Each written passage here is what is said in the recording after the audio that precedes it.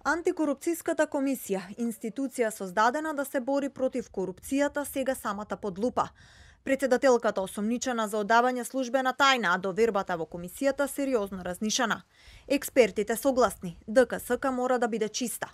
По случајот со Димитровска очекуваат да падне довербата на институцијата. ДКСК во претходниот состав фактички успеа да исплива некако и заедно со Државниот завод за ревизија беа едни од најценетите институции. Сега веројатно овој случај ќе намали довербата повторно, за жал, бидејќи треба да бидат на браникот на борбата против корупцијата. Второто е личниот пример, бидејќи на крајот институциите ги прават луѓето кои се во нив и ако таму нема елементарен интегритет, секако дека не може да се очекува реална борба против корупцијата. Крджаловски во емисијата Трилинг вели дека пропустот е уште во самиот избор на нова комисија. Порача дека платформата за борба против корупцијата уште за време на изборот на нова комисија укажала на аномалии во процесот, односно партиски договор во изборот на дел од членовите.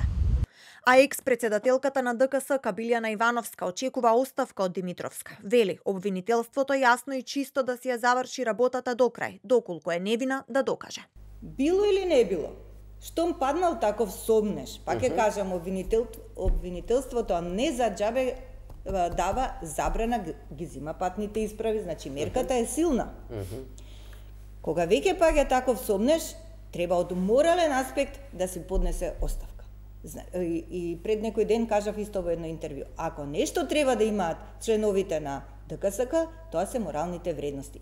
Председателката пак не гледа причина за оставка. Вчера изјави дека верува во правдата и дека треба да се почека исходот од постапката. Јавноста се прашува, кој ќе ја чува антикорупцијската ако токму таа изгуби доверба? Од институцијата која треба да биде символ на интегритет до сомнежи и барања за оставка.